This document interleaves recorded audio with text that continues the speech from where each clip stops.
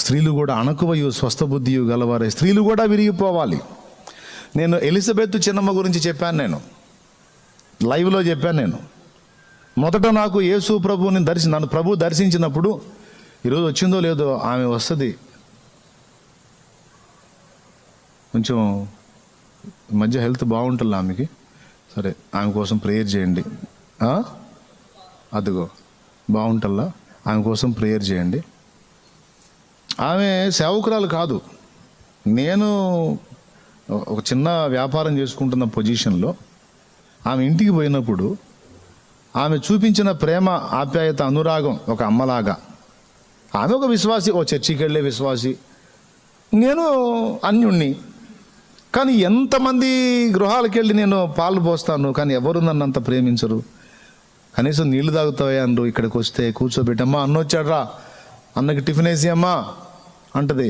చిన్నమ్మ పర్లేదు చిన్నమ్మ పాలు పోయించుకోండి అంటే, పోద్దుగా నాగయ్య తిను ముందు అని కూర్చోబెట్టి టిఫిన్ పెట్టిద్ది. టీ ఇండమ్మా, టీ ఇస్తారు, తాగుతాను. అయ్యా మొన్న చెప్పావు కదా సమస్య ఎట్లుందని ఈ డీటెయిల్స్ అడిగిద్ది.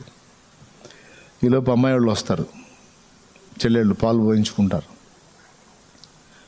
తర్వాత మనీ తీసుకొచ్చి నా చేతికి ఇస్తారు. నేను టిఫిన్ చేస్తాగా ఆ డబ్బులు తీసుకోరు. ఇది కరెక్ట్గా చిన్నమ్మ, మరి నేను టిఫిన్ చేస్తున్నా కంటే వద్దులేయా,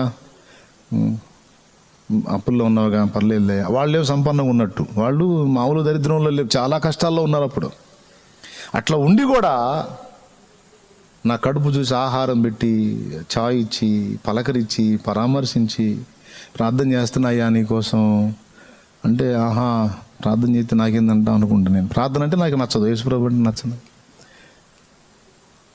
నేను ఆ రోజు ఏం అడుగుపెట్టాను, దేవుని కృప ఆమెలో నేను అబ్జర్వ్ చేశాను. ఆమె భర్త ఎంత దారుణంగా తిడతాడంటే ఆమెను అంత దారుణంగా దూషిస్తాడు. బండ బూతులే, ఫ్రెష్ బూతులు, డిఫరెంట్ బూతులు వాడు తిడతాడు. అన్నిసార్లు తిడితే ఒక్కసారి నేను ఆమెను అబ్జర్వ్ చేస్తూ ఉండేవాడిని, ఎక్కడన్నా ఒక్కసారన్నా రివర్స్ అయిద్దేమో, కనీసం దరిద్రుడా ఏందా నోరు, నీ నోరు బడా అని అట్లాంటి పదమైన వాడిద్దేమో అని నేను అబ్జర్వ్ చేస్తే ఒక్కసారి కూడా ఆమె నాకు దొరకలా. ఒక్కటే ఆమె నేను చూసింది, బిత్తలపోయింది ఏంటంటే, అంత దారుణంగా ఆయన వెంటబడి తిడతా ఉంటే, స్తోత్రం నాయన, స్తోత్రం ప్రభా, స్తోత్రాలేనే, స్తోత్రాలు మళ్ళీ తిడతాడు ఆయన. స్తోత్రం నాయన ప్రభా, శోధం తొలగించాయా, దుష్టుని బంధించు ప్రభా, సైతాన్ శోధిస్తున్నాడు, నన్ను ఏదిస్తున్నాడు ప్రభా అని సైతాన్ని బంధిస్తుంది. స్తోత్రాలు చెప్పుకుంటే దీనికి కీర్తిపడి తిడతాడు. నా హృదయం కదిలిపోయింది. ఇది కదా భక్తి అంటే, ఇది కదా ఆత్మీయత అంటే. మాటలు చెప్పటం కాదు, ఆ ఓర్పు క్రియలో చూపించింది, ఆ సహనం క్రియలో చూపించింది దాన్ని. ఇది కదా దేవుని మార్గం అంటే. కనెక్ట్ అయిపోయింది నా హృదయం దేవునికి. ఆమంటే ఒక గౌరవం ఏర్పడింది. ఎంత గౌరవం అంటే, అమ్మ కంటే కూడా ఎక్కువ ఆమెను గౌరవించే స్థాయికి వెళ్ళిపోయింది నా మనసు. అమ్మలోనన్నా కొన్ని తొందరపాటు మాటలు, నాన్నను గద్దించిన ఘట్టాలు అవన్నీ కొన్ని చూసి ఉండవచ్చు నేను, కానీ ఆ తల్లి దగ్గర నేను చూడలా. కనెక్ట్ అయిపోయింది నా హృదయం. ఇది మీకెందుకు చెప్తున్నా తెలుసా తల్లి, నీ భర్త కొన్ని వినొచ్చు, నీ మాటలు కొన్ని వినకపోవచ్చు, ఆయన నువ్వు టెంప్ట్ కాకూడదమ్మా. నీ మీద గైగయ్య ఎగరవచ్చు, మరి ఎవరికి ఎక్కడ చనువు ఉంది, నీ భర్తకి నీ మీదే కదా చనువు ఉంది. ఆయన దేవుని పాత్ర.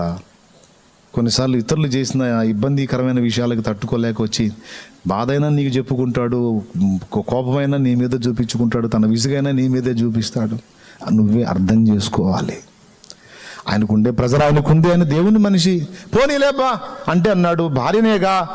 ఆయన ఆనందంలో పాలి భాగస్తురాలని, సంతోషంలో పాలి భాగస్తురాలు, దుఃఖంలో భాగస్తురాలు, కోపంలో కూడా భాగస్తురాలని. కానీ ఏమైంది, నా కిరీటం కింద పడిందా, నా ఆస్తులు అంత అరిగిపోయినాయా, నేనేమన్నా నరకానికి పంపబడతానా, ఎందుకు అంటే అన్నలే పోనీలే అని కొంచెం తగ్గించుకున్నందున మీకు తెలుసా, ఈరోజు ఆమె ఆ భర్తను కూడా గెలుచుకుంది, పిల్లల్ని గెలుచుకుంది, మొత్తం కలిసి దేవుని సేవ చేస్తున్నారు. పిల్లలు సేవకులు అయ్యారు, ఆడపిల్లలు దేవుని పని చేస్తున్నారు. మొత్తం 4-5 సంఘాలు కట్టి దేవుని పనిలో ఉన్నారు వాళ్ళు. ఇది ఎలా చిన్న విషయం అయితే నానా, ఈరోజు నీకు ఎంత టాలెంట్ ఉండి, ఎంత జ్ఞానం ఉండి, ఎంత వివేకం ఉండి, అసలైన విషయాలు, ఆ సున్నితమైన విషయాలు నిర్లక్ష్యం చేసినందున నువ్వు ఎంత నష్టపోయావు చూడు. ఎన్ని తప్పుడడుగులు పడ్డాయి. దిద్దుకోవాలి, ఈరోజు నువ్వు సరి చేసుకోవాలి.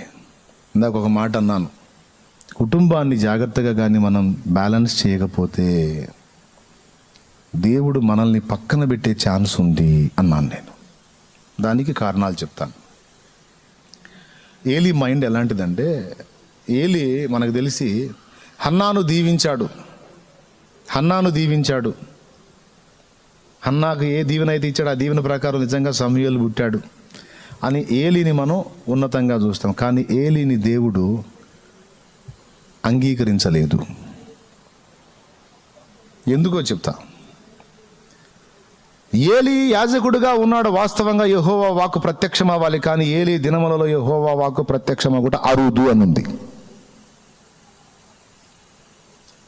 వాక్కు ప్రత్యక్షత లేదు, దర్శనము లేదు, దైవ సంకల్పాలు తెలియటం లేదు, దేవునికి మహిమ రావటం లేదు. ఏలి ఉండటానికి ఉన్నాడు పెద్దోడు, కానీ పిల్లలదే పెత్తనం, వాళ్ళు చెప్పిందే శాసనం. వాళ్ళన్నా సరైన లీడింగ్ మైండ్ ఉందా అంటే నంబర్ 1 దరిద్రులు. వాడికి తెలియదు, బయటోడు చెప్పినా వినరు, వాళ్ళు అయ్యే చెప్పినా వినరు. అసలు దేవుడు చెప్తేనే వినని వాళ్ళు ఇంక వీళ్ళు చెబితే ఏమి వింటారు? అంత సైకోలుగా తయారయ్యారు వాళ్ళు.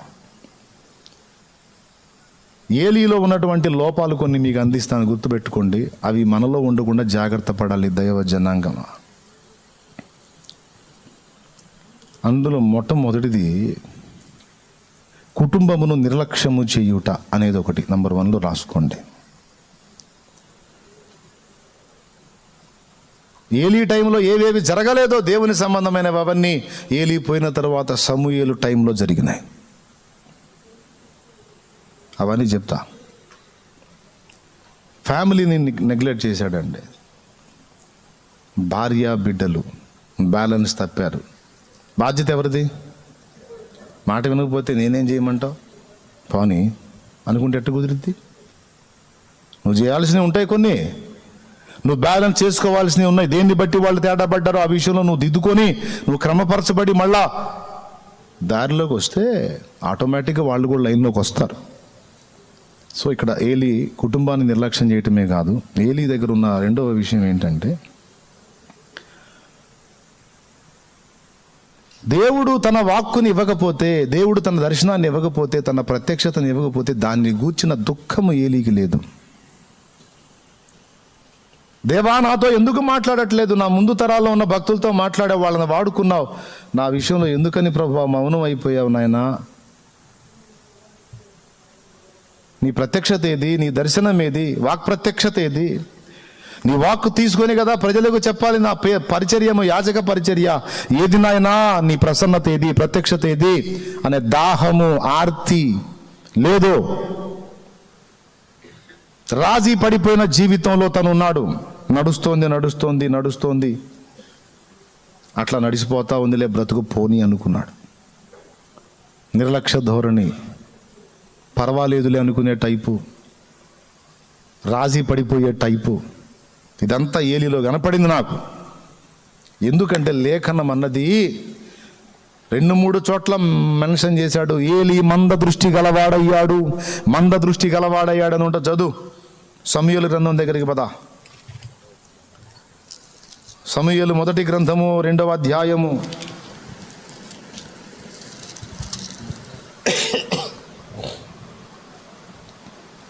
3వ అధ్యాయం చూడండి. 2వ అధ్యాయంలో కొడుకుల దుర్మార్గాలు ఉంటాయి. 3వ అధ్యాయం 2:22 చూడు నాన్న. ఫస్ట్ ఏలీ బహువృద్ధుడాయను, అక్కడ ముసలోడైపోయాడు. ఓకేనా? 3వ అధ్యాయం మొదటి 2వ వచనం. ఆ కాలమందు ఏలీ కన్నులు మందదృష్టి గలవైనందున అతడు చూడలేక తన స్థలమందు పండుకొని ఉండగా. ఈ మాట ఒక చోటే ఉందా నాన్న? ఏలీ కళ్ళు మంద దృష్టి గలవై ఉన్నందున. ఏమండి?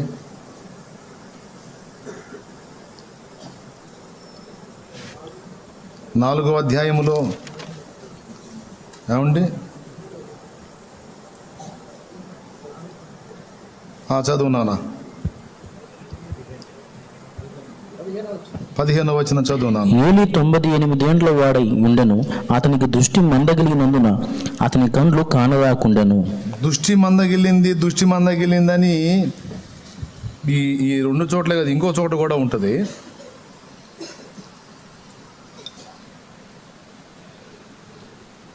అదిగో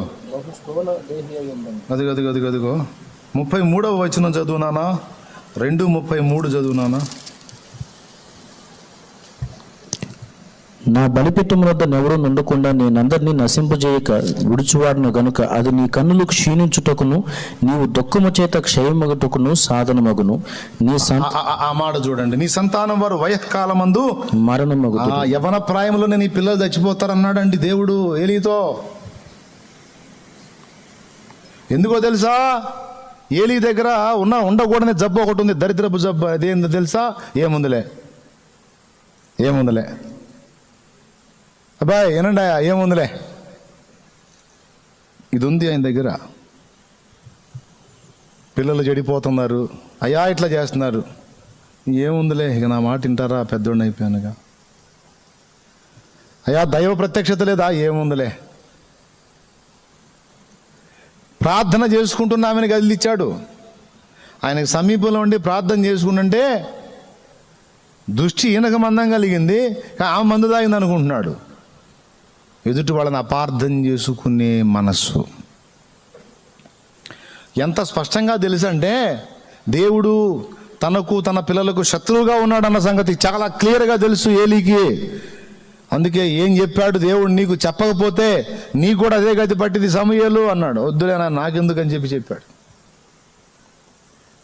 ఏముందిలే, కుటుంబం అయ్యా ఏముందిలే, దర్శనం అయ్యా ఏముందిలే, ప్రత్యక్షత అయ్యా వాక్ ప్రత్యక్షత ఏముందిలే, పిల్లలు దారి తప్పారయ్యా చూద్దాం ఏముందిలే.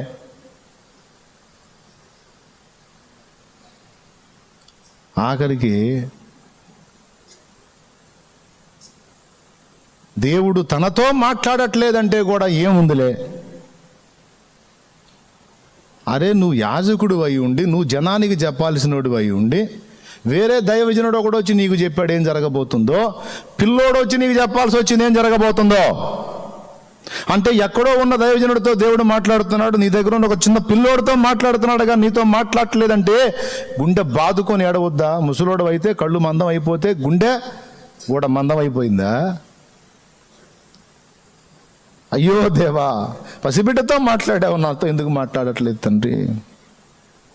ఆఖరికి ఇలా జరిగిద్ది, ఇలాంటి పరిస్థితి వచ్చిద్ది అని ఆ దైవజనుడు చెప్పాడు. సమూయేలు కూడా చెబితే అంటాడు, ఎంత దారుణమైన మైండ్ అంటే, పిల్లల్ని హెచ్చరిస్తాడు. మాట నాకు వినబడింది మంచిది కాదురా, అలా చేయకూడదురా, మనుషులకు తేడా చేస్తే అది వేరు, దేవుడికే తేడా చేస్తున్నారు మీరని ఎప్పుడు చెప్పాడండి? చేతులు గాలేక ఆకులు పట్టుకున్నట్టు జరగాల్సిన దారుణాలన్నీ జరిగినాక అప్పుడు చెప్పబూనుకున్నాడు. తర్వాత సమూయేలు చెప్తాడు కదా, సమూయేలు చెప్పినప్పుడు ఏమనాలండి? ఇలా జరిగిద్ది అని సమూయేలు చెబితే అంటాడు, 3వ అధ్యాయం 18వ వచనంలో చదువు. సమూయేలు దేనిని మరుగు చేయక సంగతి అంతయు అతనికి తెలియజెప్పెను. ఏలీ విని, సెలవిచ్చిన వాడు యెహోవా, తన దృష్టికి అనుకూలమైన దాన్ని ఆయన చేయునుగాక అనెను. అదిగో ఇలా జరిగిద్ది అని ఆ దైవజనుడు చెప్పాడు, సమూయేలు చెప్పాడు, ఇద్దరు చెప్పారు. చెప్పినప్పుడు ఆయన చేయాల్సింది ఏంది? సెలవిచ్చిన వాడు యెహోవా, ఆయన ఇష్టం చొప్పున ఆయన చేయను కాక ఏముందిలే. తరతరాలకు నీ కుటుంబాన్ని పెడదాం అనుకున్నాను, కానీ నన్ను గణపరిచిన వారిని నేను గణపరుస్తాను, నన్ను తృణీకరించిన వారిని తృణీకరిస్తాను. ఇట్లా దరిద్ర పనులు జరుగుతున్నాయి, దౌర్భాగ్యుడు, నువ్వు స్పందించకుండా, నువ్వు ఖండించకుండా, యాజకత్వం నుంచి వాళ్ళని తొలగించకుండా, వాళ్ళే ఉండాలి. ఎందుకు ఉండాలి? వాళ్ళు అయోగ్యులు, వాళ్ళు ఇంకొకళ్ళని ఎంపిక చేయాలి. నువ్వు అలా చెయ్యకుండా వాళ్ళే ఉండాలి, వాళ్ళు ఏ డ్యాన్స్ చేసినా వాళ్ళే ఉండాలి, నా పిల్లలు ఉండాలి. ఏ క్యావ్ రే.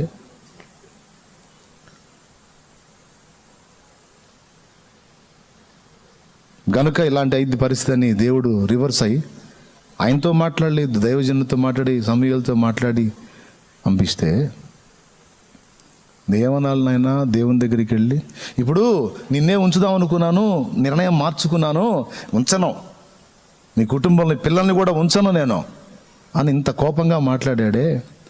అంటే ఒకప్పుడు నిన్నే స్థిరపరుస్తాను అన్నాడు, ఇప్పుడు అభిప్రాయం మార్చుకున్నాడు కదా.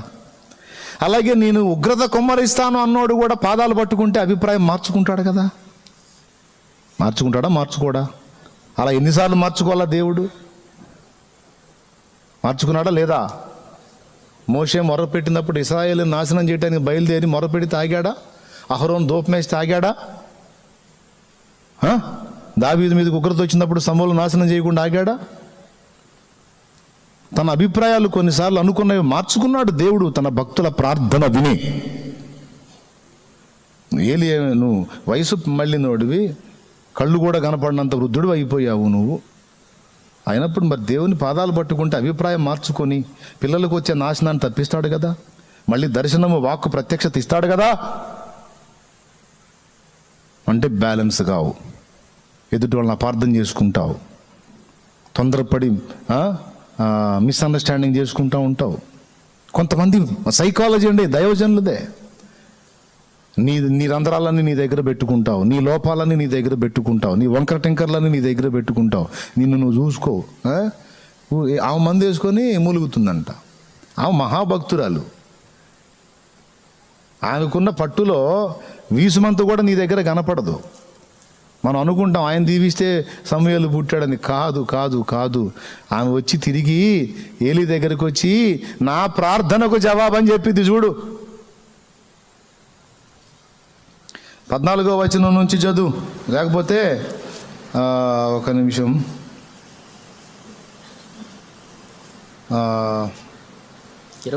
తీసుకొచ్చి అన్న ఒక 2వ అధ్యాయము 1:26. రైట్, ఇటు పక్క పేజీ చూడు. నా ఏలినవాడ 26 1:26 చదువుతున్నాడు చూడు. నా ఏలినవాని ప్రాణముతోడు నీ యొద్ద నిలిచి యెహోవాను ప్రార్థన చేసిన స్త్రీని నేనే. ఈ బిడ్డను దయచేయమని యెహోవాతో నేను చేసిన మనవిని ఆయన నాకు అనుగ్రహించెను. కాబట్టి నేను ఆ బిడ్డను యెహోవాకు ప్రతిష్ఠించుచున్నాను. తాను బ్రతుకు దినములన్నిటను వాడు యెహోవాకు ప్రతిష్ఠితుడని చెప్పాను. కొట్టింది దెబ్బ. ముఖస్థుతి మనిషి కాదు ఆమె, లెక్కసరి మనిషి ఆమె. అయ్యా నువ్వు ప్రార్థన చేసావు కదా, ఇద్దు పో అన్నావు కదా, అయ్యా నువ్వు అన్నట్టు అయింది అయ్యా, నీకు ఇచ్చుకుంటారు. అలా నా ప్రార్థన నా దేవుడు వినే, ఇదిగో నాకు ఇచ్చిన జవాబు, నా ప్రార్థనకు జవాబు అని జవాబు తీసుకొని వచ్చి నిలబడింది. ఆ పోయేటప్పుడు అన్నావులే నువ్వు కూడా, నువ్వు కోరుకున్న మనం యెహోవా దయచేయునుగా. కానీ ఆయన దీవెన వచనం ఎత్తాలి, అక్కడ ప్రార్థనకు జవాబు అని ఎత్తింది. యెహోవా ఇచ్చాడు కనుక యెహోవాకు ప్రతిష్ఠిత చేస్తున్నాను వీడిని. సమూయేలుని దేవుని కొరకు పెంచింది. ఇదిగో వాడు యెహోవాకు ప్రతిష్ఠితుడు అనగానే వాడు అక్కడనే యెహోవాకు మ్రొక్కెను అని రాస్తుంది.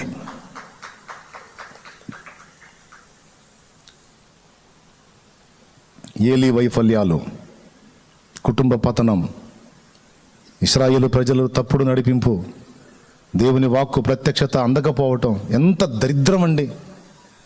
దైవజనుడు ఉండి దైవజనుడి నోట నుంచి సంఘానికి దేవుని వాక్యం, జీవవాక్యం అందట్లేదు అంటే, ప్రత్యక్షత అందట్లేదు అంటే, దర్శనం అందట్లేదు అంటే, ఒక వాక్కు లేదు అంటే ఇక కట్టులేక తిరుగుతారు కదా, నాశనం అవుతారు కదా. సమాజం ఉంది, సంఘ సమాజము, దేవుని సన్నిధి ఉంది, దైవజనుడు ఉన్నాడు కానీ వాక్కు లేదు, ప్రత్యక్షత లేదు. ఇక ఉండేం ప్రయోజనం? ఏముంది ఏముంది ఏముంది ఏముంది? కుటుంబాన్ని పక్కన పెట్టేస్తారు. ఎదుటి వాళ్ళని అపార్థం చేసుకుని వాళ్ళ మీద వీళ్ళ మీద తేడాగా అనుకుంటూ ఉంటారు కొంతమంది. మీరు అలాంటి దరిద్రపు మనసుకి వెళ్ళదు. ఎప్పుడు కూడా గుర్తుపెట్టుకోండి, మీ లోపాలు మీరు ఎంచుకోండి, కానీ ఎదుటి వాళ్ళలో లోపాలు ఎంచడానికి తహతహలాడొద్దు. అది నాశన హేతువు. నిన్ను నువ్వే పాడు చేసుకుని నాశనం చేసుకుంటావు. వద్దు, అసలు ఆ లక్షణమే వద్దు. చాలా చండాలపు మనసు అది. నేను చెప్తున్నాను, నా దేవునికి ఇష్టమైన మనసు, నాకు ఇష్టమైన మనసు ఏంటంటే మనల్ని మనం విమర్శించుకోవటం. ఎదుటోళ్ళు నన్ను ఇబ్బంది పెట్టారు, వాళ్ళు తేడా అని కాదు. అరే ఆ మాత్రం ఇబ్బందిని ఓర్చుకోలేనంత చిన్న హృదయం ఉంది నాకు. నువ్వు ఓర్చుకోవాలి కదా. ఇంత చిన్న మనసు అన్నది. తట్టుకోవాలి, సహించాలి. నేనే తేడా, నేనే ఇరుకైపోయినాను. ఇట్లా ఉండాలి మైండ్. ఎదుటి వాళ్ళతో రంధ్రాన్వేషణ చేయటం, ఎదుటి వాళ్ళతో తప్పులు వెతకటం. ఎందాక నీవు మత్తురాలవై ఉందో, ఈయన మత్తుడే కూర్చున్నాడు. ఆయన మంచిగా ప్రార్థన డెప్త్లోకి వెళ్ళిపోయి మూలుగులతో మాట కూడా ఆగిపోయి మూలుగులతో మొరపెడుతుంటే మత్తురాలవై ఉందో. మత్తురాలు ఆమె కాదు నాయన, నువ్వు నీ కొడుకులు ఉన్నారు మత్తులై. దీపం మారిపోయే పొజిషన్లో మీరున్నారు. ఎదుటోళ్ళు కాదు మత్తులు, నీవు మత్తురాలివి, నీవు మత్తుడవని ఎరుగు. ఎదుటోళ్ళు కాదు అపవిత్రులు, నీవు అపవిత్రమైన పెదవులు గలవాడవు గలదానవని ఎరుగు. ఎదుటోళ్ళు కాదు లోపాలు కలిగి ఉన్నోళ్ళు, నీ దగ్గర ఉన్న 1,00,000 లోపాలు చూసుకో. అది నీలో జరగాల్సిన విషయం. కానీ ఏలి ఇవన్నీ నెగ్లెక్ట్ చేశాడు. చివరికి ఇంత దారుణమైన హెచ్చరిక వస్తే కూడా అయ్యో దేవానికి గుండె రొమ్ము. ఏమయ్యా వెళ్ళి మోకాళ్ళు అయిపోతే పెద్ద వయసు వచ్చింది, ఆ కూర్చున్న ఆసనం మీద పడి రాత్రి మగళ్ళు ఏడవాలి కదా. దేవా కనికరించు, జాలిపడు, ఆలోచన మార్చుకో ప్రభువా, నా పిల్లల్ని కరుణించు నాయన, దిద్దుకునే ఛాన్సీ నాయన, అవసరమైతే వాళ్ళని ఏదైనా జబ్బుతో మొత్తు ప్రభువా, వాళ్ళు ఆ జబ్బులోనైనా నిన్ను కలుసుకునేటట్టు చెయ్యి ప్రభువా, వాళ్ళు ఒక దెబ్బ కొట్టు ప్రభువా, వాళ్ళ నాశనానికి అప్పచెప్పొద్దు ప్రభువా. అయ్యా అయ్యా అయ్యా నీ వాక్కయ్యా, నీ దర్శనమయ్యా, నీ ప్రత్యక్షత అయ్యా. లేకపోతే చెప్పయ్యా, నువ్వు ఒప్పుకుంటే నేను తీసేస్తాను, వాళ్ళని తీసేసి వేరే వాళ్ళని ఎంపిక చేస్తాను, నువ్వు కోరుకున్న వాళ్ళని కనపరచయ్యా. అయ్యో దేవా నేను దిద్దుకుంటా దేవా, నేను సరి చేసుకుంటా దేవా.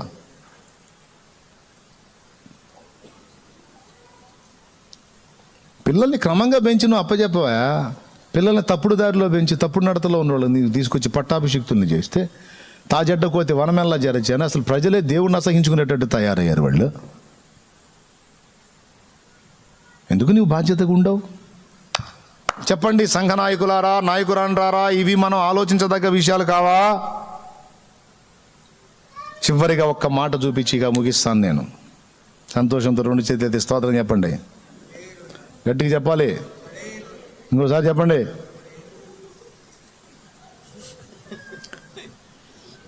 నేను నిజంగానే చెప్పమన్నాను, మీరే అపార్థం చేసుకున్నాను. అంటే మీ గట్టి నమ్మకం అంత తేలిక వదిలిపెట్టాడుగా అని మీ నమ్మకం. కానీ నిజంగా చూడండి, కావాలంటే చూడండి. 19వ వచనం నుంచి చదువునానా. ఏలీని గూర్చేమో మంద దృష్టి గలవాడని ఉంది, సమూయేలు పెద్దవాడు కాగా. చదువునానా 19వ వచనం 3:19 నుంచి చదువునానా. సమూయేలు పెద్దవాడు కాగా యెహోవా అతనికి తోడై ఉన్నందున అతని మాటలలో ఏదియూ తప్పిపోలేదు. నంబర్ 1, నానా దేవుడు నీకు తోడై ఉంటే వనగూరేటువంటి 4 విధములైన ప్రయోజనాలు చెప్తానా ఇక్కడ. ఒక దైవజనుడా, ఒక దైవజనురాలా, నువ్వు ఏ స్థితిలో ఉన్నావో బిడ్డ, దేవుడు నీకు తోడై ఉంటే, దేవుడు నిన్ను బట్టి సంతోషిస్తే 4 జరిగిస్తాడు. నంబర్ 1, యెహోవా అతనికి తోడై ఉండెను కనుక అతడు పలికిన మాటలలో ఏది తప్పిపోలేదు. అంటే పలికిన మాట అక్షరాలు నెరవేరేటట్టు చేస్తాడు దేవుడు. చేసి ఇదిగో నేను వానికి తోడై ఉన్నానని రుజువు చేస్తాడు. ఎందుకు? సమూయేలు అంటే ఇష్టం, దేవుని సంతోషం. సమూయేలుని బట్టి, ఏలీని బట్టి దుఃఖం, కొడుకుల్ని బట్టి దుఃఖం, కానీ సమూయేలుని బట్టి సంతోషం. చూడండి, ఒక సరైన పాత్ర రెడీ అయిందాక, సరైన పాత్ర రెడీ అయిందాక దేవుడు ఎంత ఓర్చుకున్నాడో చూడండి, ఎంత మౌనం అయ్యాడు, ఎంత వేదన అనుభవించాడు. ఎప్పుడైతే సమూయేలు పెద్దవాడయ్యాడో, అమ్మా నాకు ఒక ఆధారం దొరికిందని అనుకున్నట్టుగా స్పందించాడు దేవుడు. ఈరోజు దేవుని నియమ నిష్టలను గౌరవించి, నీతి నియమాలను క్రమాలను అనుసరించి, దేవుని యందు భయము కలిగి, సత్ప్రవర్తన కలిగి, సత్సాక్ష్యం కలిగి, నిన్ను నువ్వు నిర్మించుకుంటూ, అతి పరిశుద్ధమైన దాని మీద కట్టుకుంటూ, కుటుంబాన్ని కట్టుకుంటూ, దేవుని పరిచర్యను కడుతూ జాగ్రత్తగా నువ్వు ప్రయాణం చేస్తే, దేవుడు నీకు తోడై ఉండి నీవు పలికినదంతా నెరవేరేటట్లు ఆయన చేస్తాడు. హల్లెలూయా. చెప్పు, గట్టి చెప్పు, 2 చేతులు ఎత్తి చెప్పు. అంటే ప్రజలకు నీవిచ్చే ఆశీర్వచనాలు ఆమేన్ అంటాడు ఆయన, అవి నెరవేరేటట్టు చేస్తాడు. ఇది మొదటి సంగతి. 2వది, కాబట్టి సమూయేలు యెహోవాకు ప్రవక్తగా స్థిరపడనని దాను మొదలుకొని బేర్షెబా వరకు ఇశ్రాయేలీయులందరూ తెలుసుకొనిరి. సమూయేలు యెహోవాకు ప్రవక్తగా స్థిరపడ్డానని దాను మొదలుకొని బెయేర్షెబా వరకు బజారు గల్లీ గల్లీ తిరిగి చెప్పుకున్నాడు. సమూయేలే చెప్పుకున్నాడు. షిలోహులో ఉన్నాడు. దాను మొదలుకొని బెయేర్షెబా అంటే ఏం తెలుసా? కాశ్మీర్ నుంచి కన్యాకుమారి అని వాడతాం చూడు మనం, ఈ దరి నుంచి ఆ దరికి అన్నట్టు అట్లా వాడతారు ఇశ్రాయేలీలు. దాను మొదలుకొని బెయేర్షెబా వరకు అంటే ఈ దరి నుంచి ఆ దరికని. యావత్ ఇశ్రాయేలు సర్వ సమాజం మొత్తానికి ఇదిగో ఇదిగో ఇదిగో దేవుడు ఏర్పరచుకున్న ప్రవక్త ఒకడు లేచాడు, ఆయన సమూయేలు ప్రవక్త. ఎక్కడో సిరియాలో మోగింది ఎలీషా పేరు, షోమ్రోనులో ప్రవక్త ఉన్నాడని. షిలోహులో ప్రవక్త లేచాడు. నా తమ్ముడా, నువ్వు దేవుని కొరకు నిలబడితే ఇదిగో ఫలానా దగ్గర దేవుని కొరకు ఒక పాత్ర లేచాడు, ఫలానా ప్రాంతంలో ఇదిగో దేవుని సంబంధమైన అతడు పలికినది నెరవేరుతుంది, అతన్ని దేవుడు వాడుకుంటున్నాడు, అతని ఆశీర్వాదం ఫలిస్తుంది అని ప్రజలకు తెలిసేటట్టు దేవుడే చేస్తాడు. నువ్వు దబ్బా కొట్టుకో, దరివేసుకో, ఎచ్చులు పడు, ఎన్ని తిప్పలు పడు, ఎన్ని ఎదురు చూడు, గుర్తింపు కోసం ఎంత వెంపర్లాడు, నెట్టబడతావు. వదిలేయి, దేవుని పాదాలు పట్టుకో, దేవుని అదుపాజ్ఞల్లో నువ్వు నడుచుకోవడానికి సిద్ధపడ సమూయేలు వలె. అప్పుడు నీ మాటకు పవర్ ఇచ్చి అది నెరవేరేటట్టు చేసి నిన్ను గూర్చి నువ్వు డబ్బా కొట్టడం అవసరం లేదన్నా, 10 మందికి తెలిసేటట్టు వాళ్ళే నిన్ను గురించి సాక్ష్యం ఇచ్చేటట్టు దేవుడు తెస్తాడు. ఇది సమూయేలు విషయంలోనే కాదు, దావీదు విషయంలో, యేసయ్య విషయంలో కూడా అదే జరిగింది. ఆయన అరణ్యంలోనికి వెళ్ళి 40 దినములు గడిపి ప్రతి శోధనను జయించి ఆత్మ బలముతో నిండుకొని గలిలయకు వచ్చెను. ఆయనను గూర్చిన సమాచారం ఆ ప్రదేశమందంతటా ఆయన కీర్తి వ్యాపించెను. ఎట్లా వ్యాపించింది? ఆయన డబ్బా కొట్టుకుంటూ తిరిగాడా? ఏమనుంది నాన్న? ఏం వ్యాపించింది నాన్న? లూకాసు వార్త 4వ అధ్యాయం 14వ వచనం. వాళ్ళకి తెలుసులే, వాళ్ళకి తెలియదు. ఆత్మ బలంతో నిండుకొని గలిలయకు వచ్చాడు. తర్వాత ఏం జరిగింది? ఆయన కూర్చిన సమాచారము ఆ ప్రదేశం అంతటను వ్యాపించెను. అద్దుగో, సరిగ్గా లైట్ వెలిగితే లైట్ పురుగు దగ్గరికి వెళ్ళి ఎక్కడో భూగర్భంలో పురుగు ఏడమా నేను వచ్చేది ఆ లైట్ నిదామ్మా అనాల్సిన అవసరంలా. లైట్ అది ఉన్న దగ్గరే అలాగ వెలిగిందనుకో, ఎక్కడో చుట్టుపక్కల పొలాలు ఏడో చాలా దూరంగా ఉన్నటువంటి రంధ్రాలు ఉన్న పురుగులు కూడా జర్రమని లేచుకుంటూ వస్తాయి. రెక్కలు అద్దుగద్దుగా అక్కడ వెలుగుంది, ఆ వెలుగు దగ్గరికి పోవాలని ఆ రకరకాల పురుగులన్నీ ఏమండి వచ్చేస్తాయి ఆ వెలుగు దగ్గరికి. వెలగటమే కీలకం ఇక్కడ. స్తోత్రం. ఆ తర్వాత చదువునానా, రెండవది అయిపోయింది. మొదటిది ఏంటి? వాక్కు నెరవేరుతుంది. రెండవది ఏంటి?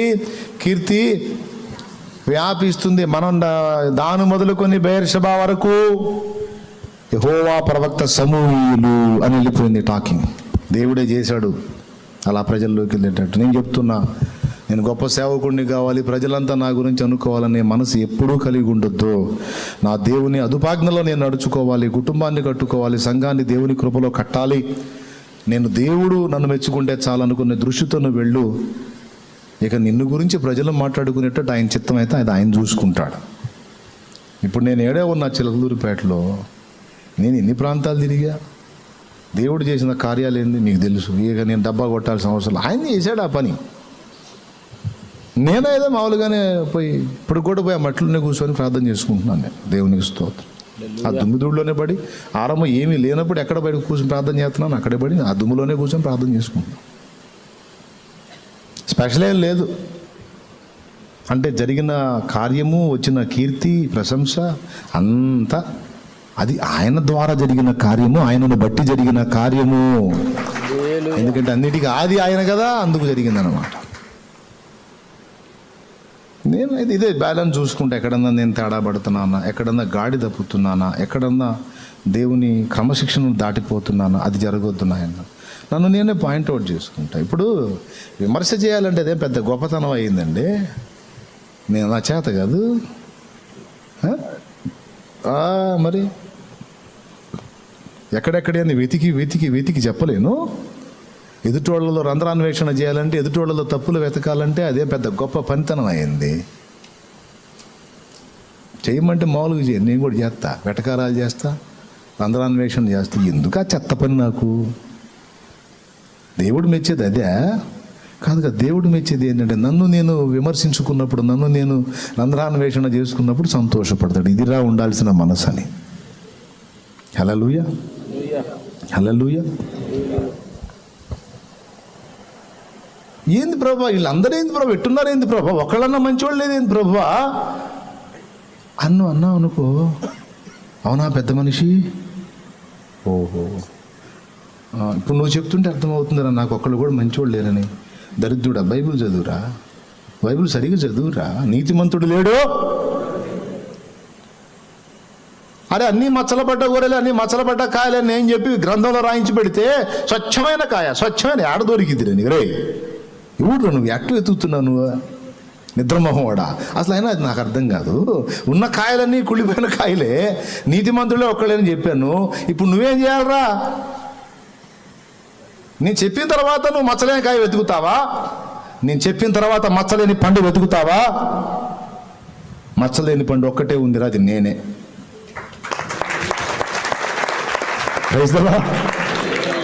నా మాట విని నీ మచ్చలను వెతుక్కుంటే అప్పుడు కడుగుతా నా రక్తంతో నిన్ను. అప్పుడు నువ్వు అవుతావురా మచ్చలేని కాయ. రారా బాబు, మచ్చలేని పండు నువ్వు అవుతావురా. నీ బతుకంతా వాళ్ళు వీళ్ళు వాళ్ళు అనుకుంటే ఎట్లరా? టైం వేస్ట్ వ్యవహారం.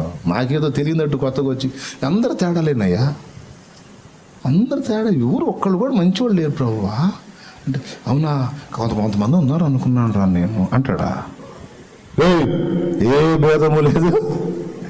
అందరూ పాపము చేసి దేవుడు అనుగ్రహించి మహిమను అని రాయించలేదా? ఉందిలే నాన్న చెప్పేవాళ్ళే కానీ మరి చెప్పినాక మళ్ళీ నువ్వు వ్యవసాయం యాత్ర అయింది. మళ్ళీ ముందే చెప్పా కదరా నేను, నీకు మంచోడు ఒక్కడు దొరకడు, నీతిమంతుడు ఒక్కడు దొరకడు లేరు అని చెప్పిన తర్వాత నువ్వు ఎందుకు వెతుకుతున్నావురా ఎండమావిలో జలాలనే? ఎందుకు ఎదుగుతున్నావమ్మా బంగారు తల్లి? ఏడుందమ్మా? నేను వెతకమంది బయట పబ్లిక్ని కాదమ్మా, నిన్ను.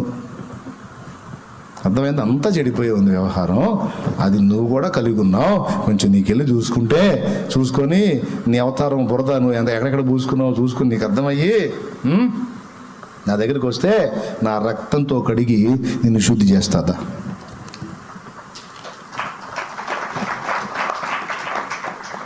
మనం ఇది తెలుసుకొని దిద్దుకుందాం, సిగ్గు తెచ్చుకుందాం, మార్పు చెందుదాం. కుటుంబంలో ఎలా నడుచుకోవాలో ప్రవర్తన, మాట తీరు, వ్యవహార శైలి, కుటుంబాన్ని గెలవాలి. చివరికి ఏమైపోయింది? ఏలి కుటుంబం ఏమైపోయింది అంటే అర్ధాంతరంగా ముగించబడింది. దారుణమైన ముగింపు. కోడలు ఏమంది? బిడ్డని కానీ చచ్చిపోతూ వాడికి ఏం పేరు పెట్టింది? ఈ కాబోదంది. ప్రభావము పోయిందని. అడిగిపోయింది. ప్రభావం ఎక్కడికి పోయిందండి?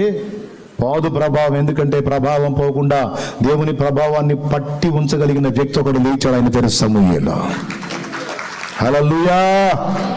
ప్రభావం మీ మామ దగ్గర పోయి ఉండొచ్చు, నీ భర్తల దగ్గర పోయి ఉండొచ్చు, కానీ దేవుడు ఏర్పరచుకున్న వ్యక్తి దగ్గర పోదు. ఆయన సమూయేలు.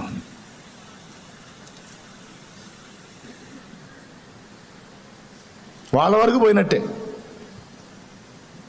వాళ్ళ వరకు ఈ కాబోతులు అయిపోయారు, కానీ సమూయేలు కాల. నంబర్ 1 ఏం జరిగింది? వాక్కు నెరవేరింది. నంబర్ 2 ఆయనను గూర్చిన సమాచారం అంతటా దాను మొదలుకొని బయర్షెబా వరకు మొత్తానికి వ్యాపించింది ప్రజలందరికీ. అలా చేస్తాడు దేవుడు. 3వది, మరియు షిలోహులో యెహోవా మరలా దర్శనమిచ్చుచుండెను. అద్దుగో. అంతకుముందు ఏలీ టైంలో ఏమనుంది? దర్శనము లేదు, వాక్కు ప్రత్యక్షత లేదు. కానీ ఇప్పుడు సరైన పాత్ర వచ్చాడు, భక్తిపరుడు వచ్చాడు, ఆత్మీయుడు వచ్చాడు, దేవుడే లోకంగా బ్రతికేవాడు వచ్చాడు. ఎప్పుడైతే సమూయేలు సీన్లోకి వచ్చాడో మళ్ళా సంతోషంగా దేవుడు మళ్ళా దర్శించటం మొదలు పెట్టాడు. సమూయేలునే కాదు, సన్నిధికి వచ్చిన వారిని కూడా దేవుడు దర్శించటం, తాకటం మొదలు పెట్టాడు, కార్యాలు చేయటం మొదలు పెట్టాడు. నాయనా మందిరం కట్టావు, ఓకే, మందిరంలో దేవుడు గదలాలి, వచ్చిన వాళ్ళని దేవుడు దర్శించాలి, వాక్కుతో దర్శించాలి, స్పర్శతో దర్శించాలి, కార్యాలు జరగాలి కదా. మనకు అవసరమైన మాటలన్నీ అక్కడ ఉన్నాయి. పరిచర్యకు అవసరమైన మాటలు, వాక్కు నెరవేరుట, ప్రజలకు విషయం తెలియుట. మూడవది దర్శనం ఇచ్చుట. దేవుని దర్శనం కలుగుతుంది. దేవుని సన్నిధికి వస్తే ప్రజలకి ఎవరిని బట్టో తెలుసా? సమూయేలు భక్తి నేర్పుతున్నాడు, దేవుణ్ణి కలుసుకోవటం నేర్పుతున్నాడు. ఎందుకంటే పెద్దవాడయ్యాడు కదా, దేవుణ్ణి కలుసుకున్న అనుభవం నేర్చుకున్నాడు కదా, వచ్చిన వాళ్ళకి భక్తి నేర్పుతున్నాడు, ఆత్మీయత నేర్పుతున్నాడు. అంతకుముందు ఆ ఉన్న ఇద్దరు దరిద్రాన్ని నేర్పితే వాళ్ళని లేపేశాడు దేవుడు. ఇప్పుడున్న వ్యక్తి భక్తి నేర్పుతున్నాడు. అందుకే గాడి తప్పిన బళ్ళన్నీ తిరిగి గాడిలోకి వచ్చి దేవుడికి అందుబాటులోకి వస్తే దేవుడు మళ్ళా దర్శించడం మొదలుపెట్టాడు. అందుకే చెబుతున్నా, ఒక నీతిమంతుడు దేవుని కొరకు నిలబడితే, ఒక భక్తిపరుడు దేవుని కొరకు నిలబడితే వానిని ఆధారం చేసుకుని అనేక మందిని క్రమపరచటం అనేది దేవుని ఉద్దేశం. చాలా విలువైన విషయం నానా ఇది. ఒక నీతిమంతురాలు నిలబడితే నిన్ను వాడుకొని చాలామందిని క్రమపరుస్తాడా. ఏలి కొడుకుల్లాగా దారి తప్పిస్తావో, తమ్ముడు చెల్లి సమూయేలులాగా దారి తప్పిన వాహనాల్ని దారిలోకి తీసుకొస్తావో, దర్శనం కోల్పోయిన వారిని తిరిగి దర్శనం కిందికి తీసుకొస్తావో, ఎట్లా చేస్తావు? అది నీ చేతుల్లోనే ఉంది. ముగింపు 4వ విషయం చూడండి. షిలోహులో యెహోవా తన వాక్కు చేత సమూయేలునకు ప్రత్యక్షమగుచు వచ్చెను. సమూయేలు మాట ఇశ్రాయేలీయులందరిలో వెల్లడి ఆయెను. దేవునికి మహిమ. చూడండి, షిలోహులో యెహోవా తన వాక్కు చేత సమూయేలునకు ప్రత్యక్షమగుచు వచ్చెను. సమూయేలు మాట ఇశ్రాయేలీయులందరిలో వెల్లడాయెను. మళ్ళా వాక్ ప్రత్యక్షతను ఇచ్చాడు. 2వ అధ్యాయంలో ఏముంది? ఆ దినములలో యెహోవాకు ప్రత్యక్షమగుట అరుదుగా సంభవించుచుండెను. ఇప్పుడైతే రెగ్యులర్ అయిపోయింది. ఎందుకు? వారధి దొరికాడు, సారథి దొరికాడు. ఎవరాయనంటే సమూయేలు. ఆ మాట చదువుతుంటే మనసు పులకిస్తుందండి. ఎంత సంతోషపడి దేవుడు స్పందించాడో. ఇన్నాళ్ళకి దొరికావు నా సమూయేలు, ఇప్పుడు నాకు ప్రశాంతంగా ఉంది, నన్ను అందుబాటులోకి వచ్చావు, నా బిడ్డలను దర్శించుకుంటున్నాను నీ ద్వారా అని ఎంత పులకించుంటాడో తండ్రి. సమూయేలు గురించి ఒక్క చోటే కాదు, సమూయేలు గురించి ప్రవక్తల గ్రంథాల్లో కూడా మాట్లాడతాడు. వాళ్ళ ప్రార్థన, ఏబు, సమూయేలు, దానియేలు, ప్రత్యేక ఇర్మియా, వీళ్ళు చేసినా నేను వినను అంటాడు. ఒక్కో చోట కొంతమంది మీద కోపం వచ్చి. అంటే అక్కడ అర్థమైందంటే కొంతమంది భక్తుల పేర్లు ఇర్మియా, సమూయేలు, వాళ్ళు నా ఎదుట నిలిచి, దానియేలు వీళ్ళు మన ముందు నిలిచి తండ్రి పోనీ అంటే కూడా నేను ఊరుకోను. మామూలుగా వీళ్ళు ఇప్పుడు నేను చెప్పిన పేర్లు వాళ్ళు ఏది అడిగినా నేను చేస్తా, కానీ దరిద్రులారా మీ విషయంలో వాళ్ళు అడిగినా నేను వినను అనే వార్నింగ్ లాగా చెప్తాడు అన్నమాట. ఆ మాట ఇర్మియా 15 చదువు.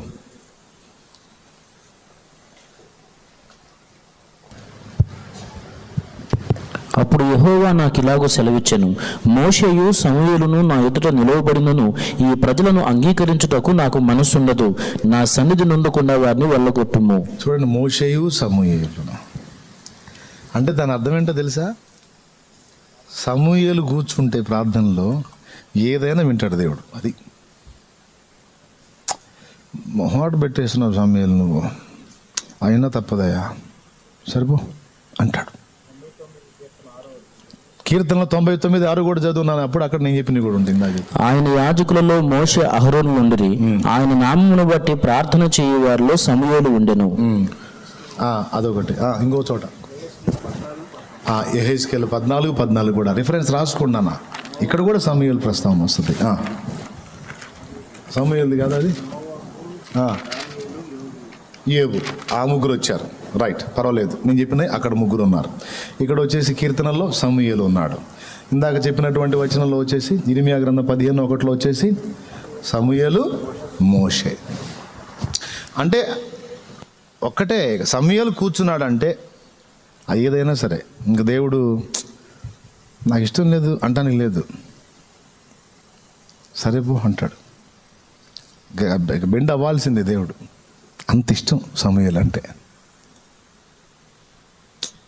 నాకు ఇష్టం లేదు, సరే నువ్వు చెప్పావుగా, సరిపో, నువ్వు మళ్ళీ ఫీల్ అవుతావు, వద్దులేపో.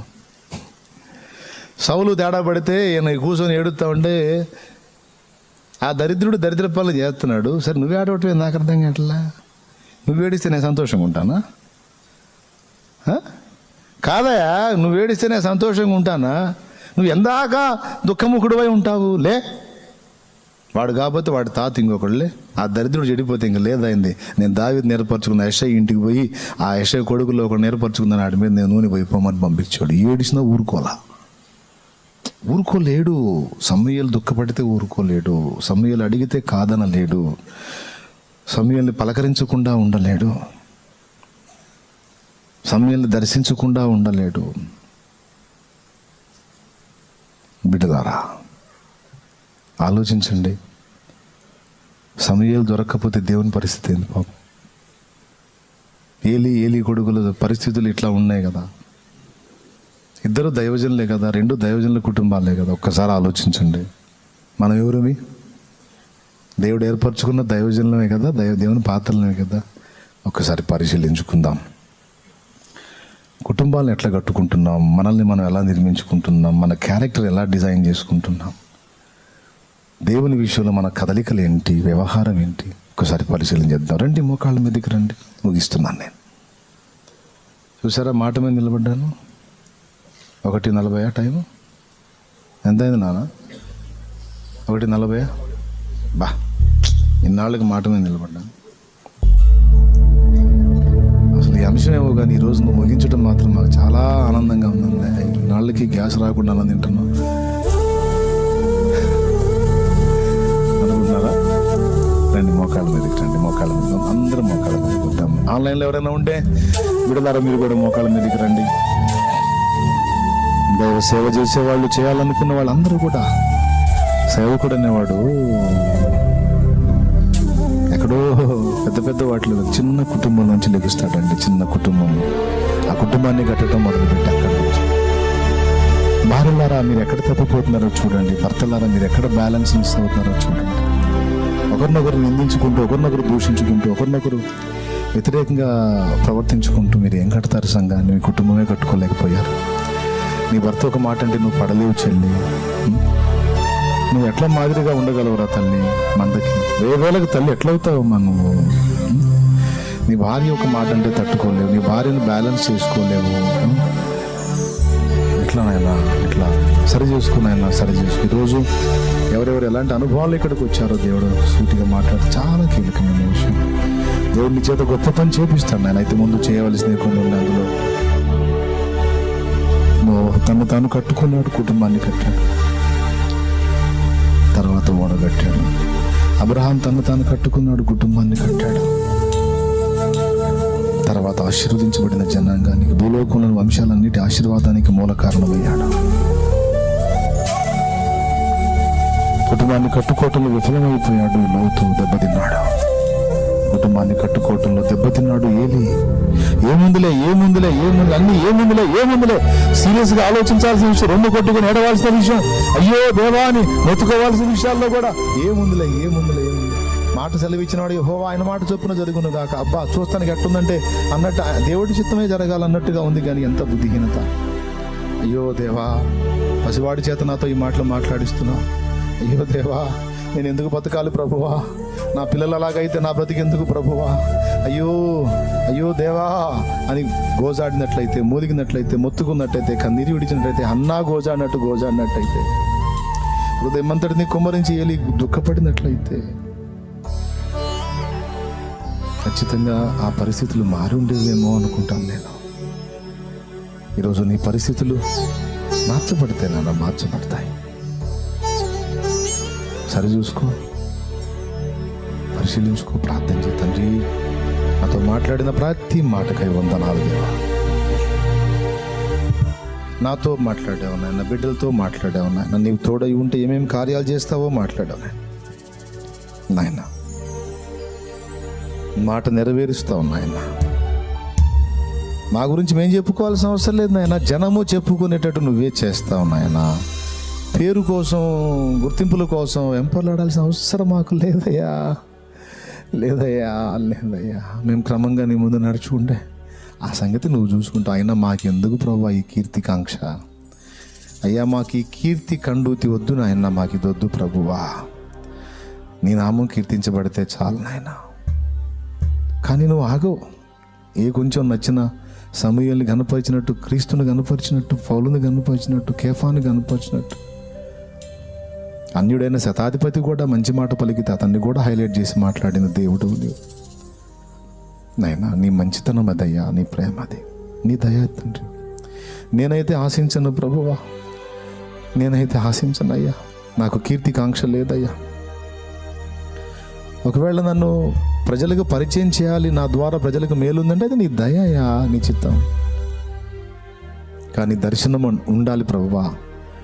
దేవా, నీవు నాకు ఇచ్చిన పరిచర్య చిన్నదే కావచ్చు, ఒకటే కావచ్చు, రెండే కావచ్చు, మూడే కావచ్చు, కానీ అందులో గ్యాదర్ అవుతున్న వ్యక్తులు నీ దర్శనము పొందాలి, నిన్ను చూడాలి, నిన్ను అనుభవించాలి, నీ స్పర్శ పొందాలి.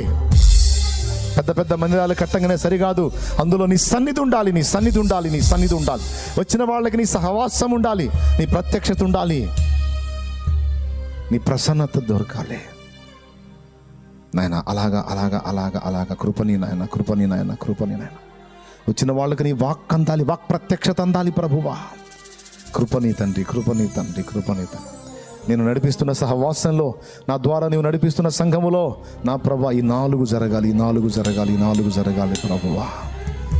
మమ్మల్ని అనుగ్రహించు నాయన, మమ్మల్ని అనుగ్రహించు అంటూ సేవ చేసేవారు ప్రార్థించండి. అలాగే సేవకు సిద్ధమయ్యే వాళ్ళు, దేవా నా కుటుంబం ఎదుట, సమాజం ఎదుట, సంఘం ఎదుట, సహవాసుల ఎదుట ఎలా నడుచుకోవాలో నాకు ఆ బ్యాలెన్స్ నేర్పు, నాకు ఆ వివేకము మెళకువ నేర్పు నాయన. చాలా ముక్కుసూటిగా ఈరోజు నాతో మాట్లాడావు.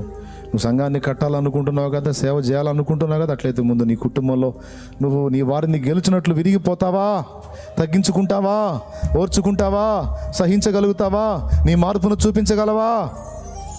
నువ్వు అలా చేయగలిగితే, నీ కుటుంబాన్ని నా తట్టు ఆకర్షించగలిగితే, నీ కుటుంబాన్ని నువ్వు గెలవగలిగితే, నీవు భక్తుడవని, భక్తురాలవని నీ కుటుంబం అంగీకరించే విధంగా నువ్వు ప్రవర్తించగలిగితే, ఖచ్చితంగా నీ కుటుంబం ద్వారానే, నీ కుటుంబం నుంచే నా పని మొదలు పెడతా, నిన్ను వాడుకుంటా, సందేహమే లేదు బిడ్డ. సిద్ధపడతావా అని అడుగుతున్నాడు. అందరూ ఆన్లైన్లో వీక్షిస్తున్నటువంటి బిడ్డలు కూడా, దైవజనులున్నా, విశ్వాసులున్నా, మరి ఎవరు శిష్యులు కావాలనుకున్నా, ఇదిగో మీ ఉన్న వాళ్ళు ఎవరైనా సరే ప్రార్థన చేయండి. దేవా, మంచి విషయాలు నాకు నేర్పావు తండ్రి, నన్ను క్షమించు. కొన్ని విషయాలు నీ దాసుడు మాట్లాడుతున్నప్పుడు అవి నీ మాటలుగానే నాకు అర్థమయ్యాయి. నా తప్పులు ఎత్తి మాట్లాడావు, నా లోపాలు ఎత్తి మాట్లాడావు. అవును తండ్రి, నేను అందరినీ విమర్శిస్తా, ఎదుటి వాళ్ళని తప్పుగా అనుకుంటా ఉంటాను. కానీ నువ్వు ముందే చెప్పావు కదా, నీతిమంతుడు లేడు, ఒక్కడు లేడని. మరి ఎండమావిలో నీళ్లు వెతికినట్టు మనుషుల్లో మంచిని వెతకటం ఏమిటి? నేను కాదు నాయన, కాదు. నాలో ఉన్న లోపాలు వెతుక్కొని సరి చేసుకొని, అవసరమైతే నేను మంచిగా మరి 10 మందికి మాదిరిగా దీవెనగా నేను ఉండాలి. కానీ ఎదుటి వాళ్ళని ఏదో చేద్దామని నేను ఎందుకు వెతకాలి నాయన? నన్ను మన్నించు ప్రభువా, నన్ను మన్నించు నాయన. తొందరపడి ఎదుటి వాళ్ళని అపార్థం చేసుకునే తప్పుడు మనసు కూడా తీసే నాయన.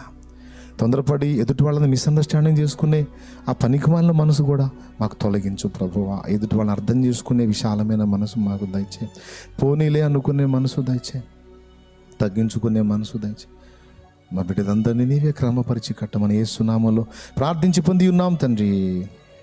ఆమేన్, ఆమేన్, ఆమేన్, ఆమేన్. ప్రభునందు ప్రియులారా, మహాకూటాల్లో మీరందరూ కష్టపడ్డారు దేవుని పనిలో. మీలో కొంతమంది వచ్చి పరిచర్య చేశారు, మీ సంఘాలతో వచ్చి. కొంతమంది కలవలేకపోయారు. ఏ కారణాల చేత కలవలేదో నాకైతే తెలియదు. ఒకవేళ న్యాయమైన కారణం ఉంటే అది వేరు, కానీ ఒకవేళ అవకాశం ఉండి కూడా మీరు మీ బాధ్యతను విస్మరిస్తే అది మీకు అంత దీవెనకరం కాదు. ఆత్మీయ నాయకుడు ఆహ్వానించినప్పుడు, అది అందరం కలిసి చేయాల్సిన పని అన్నప్పుడు, నీకు బాధ్యతను అప్పచెప్పినప్పుడు ఖచ్చితంగా నువ్వు దాన్ని నెరవేర్చాలి. కొంతమందికి పేర్లు రాయటం జరిగింది కొన్ని పరిచర్యల్లో, కానీ కొంతమంది నెరవేర్చలేదు. ఇప్పుడు చెప్తే తర్వాత వస్తాను, 10 రోజుల తర్వాత వస్తాను, వారం తర్వాత వస్తాను, కొంచెం బిజీ షెడ్యూల్ ఉందని కొంతమంది వాళ్ళని నమ్మి వాళ్ళ పేర్లు మెన్షన్ చేసి వీళ్ళు ఉండి చేపిస్తారని పిలిస్తే కొంతమంది అలా హ్యాండ్ ఇచ్చారు. అయితే పని ఆగలేదు, చూసావా, పని జరిగింది. కానీ నీకు ఇచ్చిన స్థానం నువ్వు పోగొట్టుకున్నావు. మా మనసుల్లో కూడా నువ్వు నమ్మదగిన వ్యక్తిగా అనిపించలేదు. నిన్ను నమ్మి ఇంకొక పని చేయడానికి, నీకు అప్పచెప్పడానికి మనసు ఉండదు కదా. ఎప్పుడు కూడా అలాంటి తప్పు ఇంకోసారి చేయొద్దు. నిన్ను నమ్మి ఇదిగో నీకు ఈ పని అప్పచెప్తున్నా అన్నప్పుడు ఆ కడముట్ట నువ్వు ఆ పని నెరవేర్చాలి. అంతే, అది నమ్మకత్వం. అలా నువ్వు ఉంటేనే నీ దగ్గర పెరిగేవాళ్ళు అలా తయారవుతారు.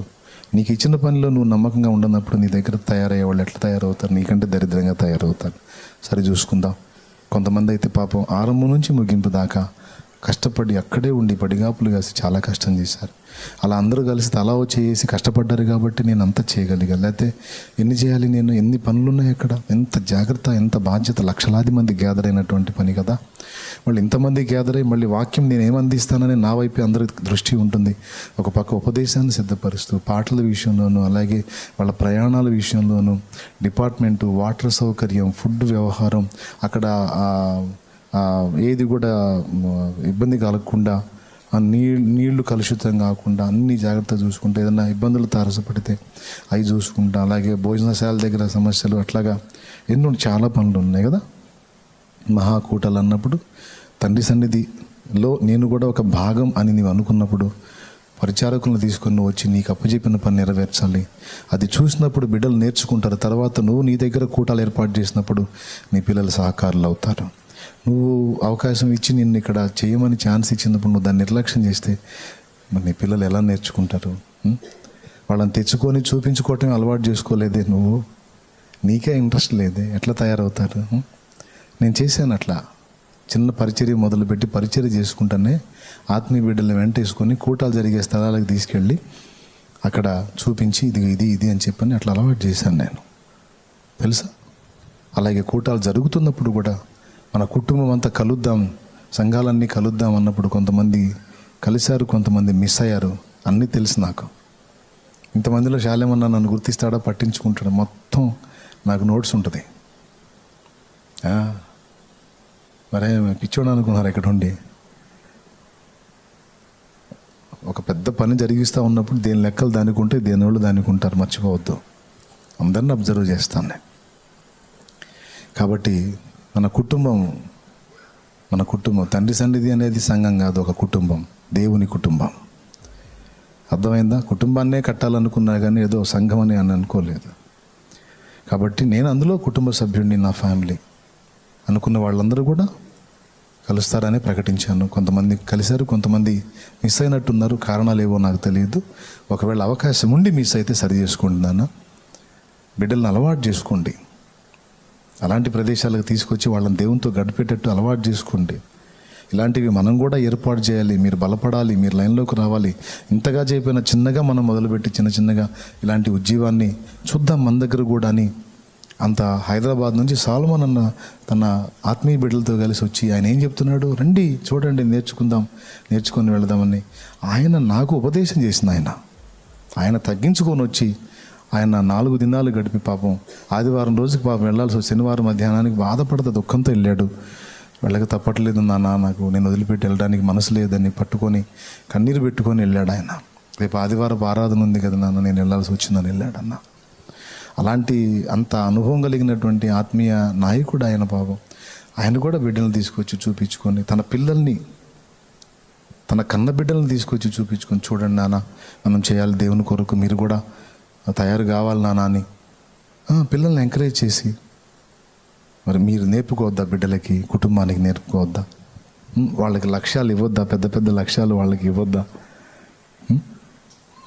సరి చేసుకుందాం బిడ్డలారా, సరి చేసుకుందాం.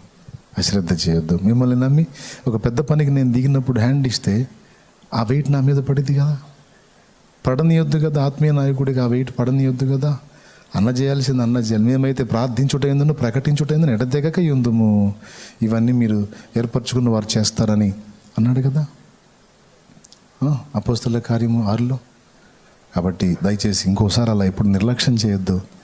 మిమ్మల్ని నమ్మి ప్రశాంతంగా ఉండాలి, నేను నా బిడ్డలు చూసుకుంటారని. అంతేగాని ఇప్పుడు చెప్పినోడు ఎప్పుడు 10 రోజుల తర్వాత కనపడి అన్న వందనాలు అన్న, దేవునికి స్తోత్రం అన్న, బాగా జరిగినాయి అన్నని షో చేస్తేట.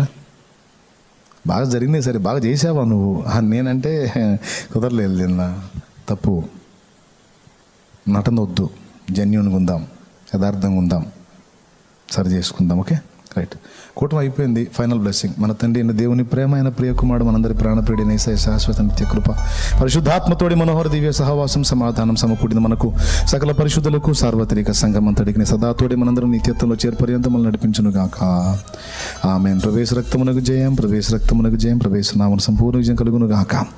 దేవుడు తండ్రి సన్నిధి పరిచర్యలే కాదు, సార్వత్రిక సంఘములు సత్య సంబంధులందరి పరిచర్యలు నా తండ్రి ఆశీర్వదించి వర్ధిల్ల చేయును గాక. సార్వత్రిక సంఘములో సత్య సంబంధులైన దైవజనులందరి ప్రాణాలు, కుటుంబాలు, సాక్ష్యాలు, సంఘాలు ఆశీర్వదించి సరిహద్దులు విశాలపరిచి అనేక ఆత్మ రక్షణ కార్యం జరిగించి భారతదేశంలో బలమైన ఉజ్జీవానికి నాంది పలుకునుగాక. ప్రపంచ దేశాల్లో జరుగుతున్న పరిచర్యలో కూడా బలమైన ఉజ్జీవం కలుగునుగాక.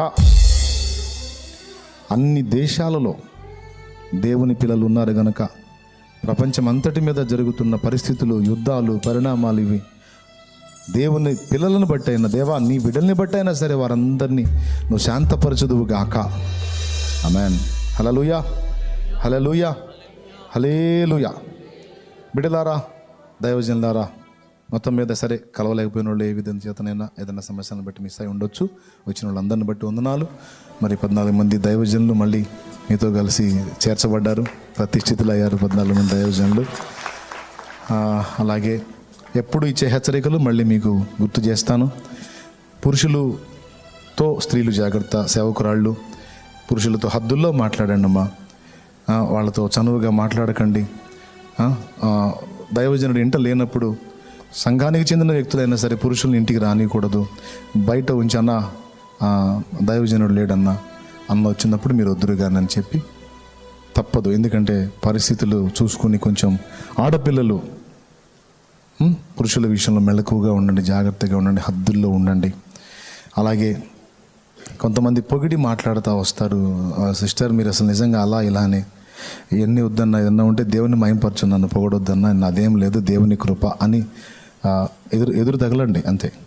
అలాగే పురుషులు దయచేసి ఫోన్ల విషయంలో జాగ్రత్త, స్త్రీల విషయంలో జాగ్రత్త. ప్రతి నెల మీకు హెచ్చరికిస్తూ ఉంటాను నేను, ప్రతి నెల మీకు ఇది పంచుకుంటూ ఉంటాను. మీ హద్దుల్లో మీరు ఉండండి. దేవుని పిల్లలే కావచ్చు కానీ బలహీనలు ఉంటారు. అందరినీ గుడ్డిగా నమ్మొద్దు. దేవుని బిడ్డలే అయి ఉండొచ్చు కానీ అందరూ పరిపూర్ణులు కాదు, బలహీనలు ఉంటారు. ఉదాహరణకి దేవుని పిల్లలుగా ఉన్నవాళ్ళే మన బ్యాలెన్స్ మిస్ అయితే మన చేత ఏం చేపిస్తారో తెలుసా? ఒక చిన్న ఎగ్జాంపుల్, ఇంట్రెస్ట్ ఉందా? ఆకలి అయితే ఈసారి చెప్తాలే నేను, లేదంటే చెప్పంటే చెప్తాను నేను. అపోస్తలుల్నే గాడి తప్పించిపోయారండి విధవరాళ్ళు. అపోస్తలుల్నే గాడి తప్పించిపోయారంటే ట్రాక్ తప్పించిపోయారు. అది గుర్తుపెట్టారు అపోస్తలు. మన విశ్వాసులు అంత పాపం దీనిలో బిడ్డలు, వాళ్ళకి ఏం తెలుసు, మన బిడ్డలు అనుకుంటాం మనం, కానీ వాళ్ళకి తెలియకుండా వాళ్ళు శోధించబడే ఛాన్స్ ఉంటుంది మన విషయంలో.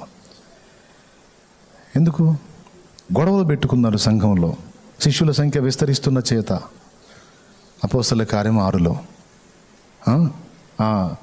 హెబ్రీ భాష మాట్లాడే యూదులు, గ్రీకు మాట్లాడే యూదులు, వాళ్ళకి వీళ్ళ గొడవలు వచ్చినాయి విధవరాళ్ళ విషయంలో. ఫుడ్ దగ్గర ఏది ముఖ్యం, ఏది ముఖ్యం, ఏది ముఖ్యం? వారి కడుపే వారి దేవుడు అంటాడు కదా, పొట్టన. ఇప్పుడు వాళ్ళు ఒకరికొకరు సహకరించుకొని వాళ్ళు అది వివాదాలు లేకుండా ఉంటే అపోస్తలు ప్రార్థించుటేందుకు ప్రకటించుటేందుకు ఎడతెక్కుంటారు, నశించిపోతున్న ఆత్మలు రక్షించబడతాయి. అంత పని చేసే వాళ్ళ దగ్గరికి వీళ్ళు చెత్త వ్యవహారాలు తీసుకొని పోయారు. వీళ్ళని ఏమనాలా? వాళ్ళు ఎంత కీలకమైన పనిలో ఉన్నారు, వాళ్ళ దగ్గరికి ఎలాంటివి తీసుకొని పోతున్నారు వీళ్ళు? అంటే అర్థమైందా మీకు? విశ్వాసులే, ఆత్మీయ బిడ్డలే, కానీ వాళ్ళకి తెలియదు. వాళ్ళు నిన్ను దారి తప్పించే పరిస్థితి తీసుకొస్తారు. నువ్వు మెలకువగా ఉండాలి తమ్ముడు. నా బిడ్డలే ఏమైంది నేను మాట్లాడితే అనుకోవద్దు నాన్న, నిన్ను పతనం చేసే అవకాశాలు ఉంటాయి. నువ్వు ప్రేమించు కానీ మెలకువ కోల్పోవాకు. ప్రేమించు కానీ వివేచన కోల్పోవాకు. జాగ్రత్తగా ఉండవు.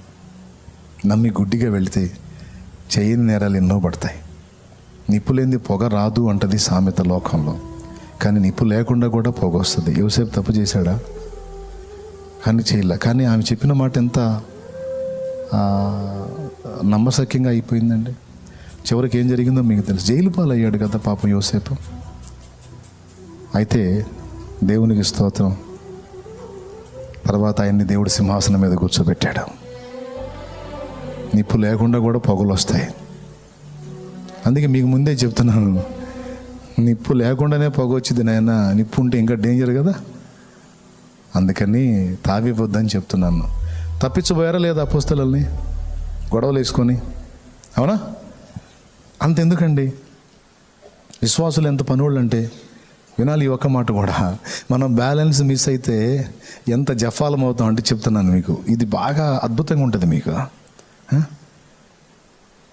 నేను కొండ మీదకి వెళ్తున్నాను, ఒక 40 రోజులు పట్టిద్ది నేను దిగి వచ్చేసరికి. ఎవరోను వీళ్ళని జాగ్రత్త చూసుకో, వీళ్ళు పాపం ఐగుప్తు నుంచి వస్తున్నారు కదా, కాస్త అటు ఇటుగా ఉంటారు, వీళ్ళని జాగ్రత్త కంట్రోల్ చేయనే అన్నయ్య అని చెప్పి అప్పచెప్పి వెళ్ళాడు.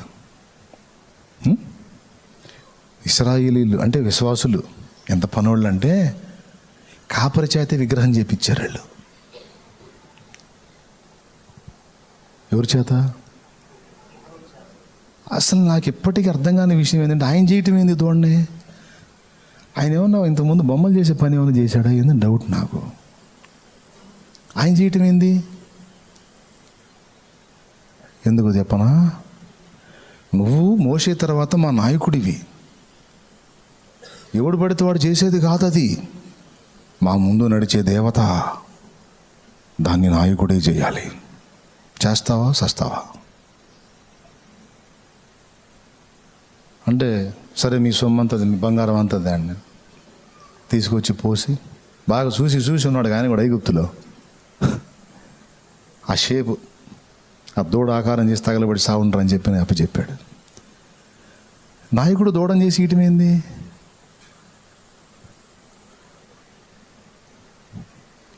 మరి మోషే వచ్చి ఏం చేశాడు? దూడని కాల్చి బూడిద చేశాడు.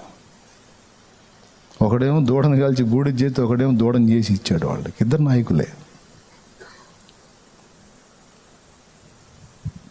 విశ్వాసులకు మనం వివేచన కోల్పోయి దొరికినట్లయితే, తేలికగా అందినట్లయితే, నువ్వు చెంచావైపోతే దేవుని రోషం, దేవుని భక్తి, దేవుని ఆత్మీయత, దేవుని పరాక్రమం అనేది నువ్వు కనపరచకపోతే నీ చేత కూడా విగ్రహారాధన చేపిస్తారు వాళ్ళు అనే దారుణమైన సత్యాన్ని గుర్తు రాసుకో, మర్చిపోవాక.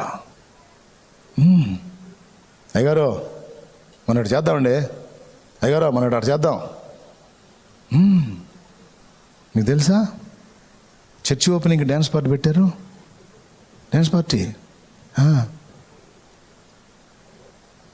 చర్చి ఓపెనింగ్ శంకుస్థాపనలో కొబ్బరికాయలు కొట్టారు తెలుసా? యేసునామంలో కొట్టారు. స్తోత్రం. అహరోను కూడా యెహోవాకు పండగ ప్రకటించాడు దూడబొమ్మని చేసి. అంటే దూడ యెహోవానా ఉంది చూడండి అక్కడ. యెహోవాకు పండగట చేసిందేమో దూడబొమ్మని. అంటే ఇప్పుడు యెహోవా ఎవరు? దూడ. నేను దైవజనాన్ని నిందించట్లా. కొంతమంది మోషే నాయకత్వంలో ఉంటే కొంతమంది అహరోన్ నాయకత్వంలోకి వెళ్ళిపోయి వాళ్ళ చేతుల్లో చెంచాలు అయిపోయారు. దయచేసి నన్ను వెంబడించే నా ఆత్మీయ బిడ్డ ద్వారా ఇక్కడ ఆన్లైన్ ద్వారా ఎక్కడెక్కడ ఉన్నా సరే నన్ను వెంబడిస్తున్న నా బిడ్డలు, నేను, మనం అందరము కలిసి రోషము కలిగి ఉండాలి. విశ్వాసుల డబ్బుకి ప్రలోభించొద్దు, వాళ్ళ కులాలను బట్టి వాళ్ళకి ఒంగొంగి దండాలు పెట్టొద్దు, వాళ్ళ అధికారాలను బట్టి వాళ్ళకి ఒంగొంగి దండాలు పెట్టొద్దు. నువ్వు దైవజనుడివి, దైవజనుడాలివి. అలాగని గర్వంగా మిడిచిపడమని చెప్పట్లా నేను. అందరినీ సమదృష్టితో చూడు, అలాగే నీ హద్దుల్లో నువ్వు ఉండు. నువ్వు సేవకుడు అయినంత మాత్రాన నువ్వేం రాజువు కాదు సాగించుకోవటానికి, వాళ్ళకి అందుబాటులోకి వెళ్ళి ఇబ్బంది పడటానికి. నీ హద్దుల్లో నువ్వు ఉండు. దేవునికి మహిమ కలుగును గాక. ఓకేనా? హద్దులు దాటితే ఏం చేస్తారు విశ్వాసులు? చేసే పరిచర్య జడగొడతారు. ఆత్మను రక్షించటం అనే పరిచర్య జడగొట్టి బోవా బోవా బోవా ఆత్మ సంబంధమైన దాన్ని జడగొట్టి భౌతిక సంబంధమైన బోవా వైపు తిప్పుతారు. అలాగే విసర్జించిన వాటన్నిటిని నీ చేత చేయించడానికి నిన్నే నాయకుడిగా పెట్టి నీ చేత దరిద్ర పనులు చేపిస్తారు. కుదరదండి పాస్టర్ గారు, అట్టయితే అట్ట మరి మేము ఒప్పుకోం అంటారు. సరే మీరు బాధపడద్దు. అదే ఇప్పుడు మనకి బైబిల్లో కూడా దావీదు నాట్యం ఆడాడని ఉందిలే, డ్యాన్స్ పార్టీ పెడదాంలేయా, అదేం పెద్ద సమస్య కాదులే. కట్టడం కాదు, ప్రార్థన చేయాలని వచ్చి చేద్దాంలే నాయన, ఏముంది అన్నీ ఉంది. ఆయన నా కాళ్ళను లేడి కాళ్ళ వల్ల చేసిన ఎత్తైన స్థలములో ఆయన నన్ను, ఆ ఎత్తైన స్థలం అంటే స్టేజీ, లేడి కాళ్ళు అంటే ఎగిరే వాళ్ళ కాళ్ళు. సరిపోయింది, లేఖనం ఉంది, మనకి ఇబ్బంది ఏం లేదు. ప్రార్థన చేయాలి. హల్లెలూయా. ఇంత చండాలంగా అయిపోవాల్సి వచ్చింది. దయచేసి అలా దిగజారొద్దు, నువ్వు దేవుని మనిషి అంతే. ముగింపు. విశ్వాసి ప్రార్థన నీ ప్రార్థన ఈక్వల్ ఉండకూడదు, మించాలి. విశ్వాసి నీతి నీ నీతి ఈక్వల్గా ఉండకూడదు, మించాలి. విశ్వాసి బైబిల్ ధ్యానం నీ ధ్యానం ఈక్వల్గా ఉండకూడదు, మించాలి. విశ్వాసి పరిశుద్ధ జీవితం నీ పరిశుద్ధ జీవితం ఈక్వల్గా ఉండకూడదు, మించాలి. విశ్వాసి త్యాగం నీ త్యాగం ఈక్వల్గా ఉండకూడదు, మించాలి. ఒక్కళ్ళందరూ రాసుకుంటున్నారు. కోటం అయిపోయిందని ఊహించారు కదా, బ్యాడ్ లక్. మించాలి కదా. ఇప్పుడు నేను చెప్పిన చాలా, ముగింపులో చెప్పిన చాలా విలువైన విషయం కదా. మీకు విలువైనవి కాదేమో కానీ నాకు చాలా విలువైనవి, అందుకే నేను హృదయంలో భద్రం చేసుకున్నాను. ప్రారంభం నుంచి కూడా అలానే ప్రయాణం చేసుకుంటూ డబ్బుకి కానీ అధికారాలకు కానీ కులాలకు కానీ పెద్దపీట ఇలా వాళ్ళని లెక్క చేయలే. నాకు నా దేవుడు తప్ప ఎవరు గొప్ప కాదు, నా దేవుడు తప్ప ఎవరు ఎక్కువ కాదు. ఎవరన్నా వస్తే అందరూ కింద కూర్చోవాల్సిందే, ఉన్నదేదో తినాల్సిందే, ప్రార్థనా సహాయం పొందాలి, వెళ్ళిపోవాలి అంతవరకు. కాబట్టి అన్నిట్లో మించాలి నువ్వు.